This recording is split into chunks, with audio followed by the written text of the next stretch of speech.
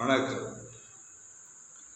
நாம் இந்த உலகத்தில் நீரின்றி அமையாத உலகு என்று வள்ளுவன் கூற்றை மெய்ப்படுத்துகின்ற அளவிலே இந்த உலகம் தண்ணீர் ஒரு சில இடங்களிலே ஓடிக்கொண்டே இருக்கின்றது, ஒரு சில இடங்களிலே வறண்டு கொண்டு இருக்கின்றது. இந்த காலகட்டத்திலும் நமக்கு தண்ணீர் கிடைக்கிறது என்றால் நாம் தண்ணீர் மீது உள்ள ஒரு மதிப்பு மரியாதையை வைத்துத்தான் நமக்கு தண்ணீர் கிடைக்கின்றது. இங்கே கங்கை, காவேரி, தாமிரபரணி என்றெல்லாம் ஆறுகள் ஓடுகின்றன.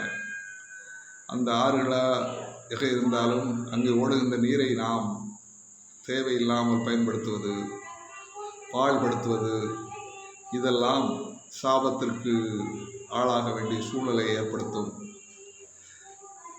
ஆறுகள் என்பது பல்லாயிரக்கணக்கான பல கோடி மக்களுக்கு பயன்படக்கூடிய ஒரு பெருவெள்ளம், புனித நீர். இந்த புனித நீரை பல்லாயிரம் கோடி மக்கள் பயன்படுத்தி கொண்டிருக்கின்றார்கள். கிட்டத்தட்ட உலகளவிலே 700 கோடியை நெருங்கி கொண்டிருக்கின்ற பொழுது அனைவருக்கும் தண்ணீர் தேவைப்படுகின்றது.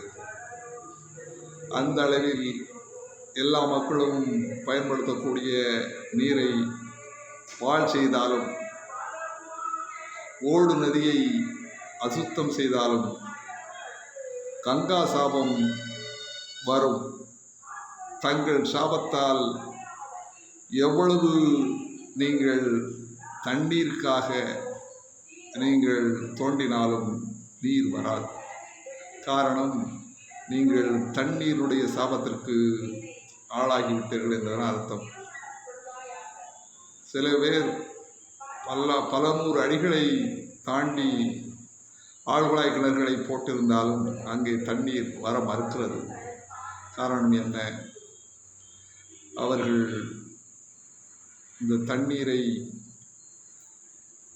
முற்பிறவிலேயோ அல்லது தன்னுடைய காலங்களிலேயோ தவறாக பயன்படுத்தியிருந்தால், பாழ்படுத்தியிருந்தால், அது அனைவருக்கும் பயன்படுத்த முடியாமல் செய்திருந்தாலும் அந்த சாபம் ஏற்பட்டு நாம் தண்ணீருக்காக மிகவும் துன்பப்பட வேண்டிய சூழ்நிலை ஏற்படும் என்பதைத்தான் இங்கே நாம் சொல்லிக் கொண்டிருக்கிறோம்.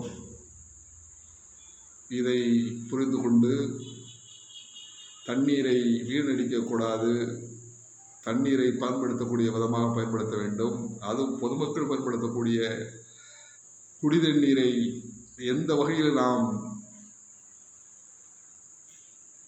அசுத்தம் செய்யக்கூடாது என்பதை இந்த காணொளி மூலியமாக நான்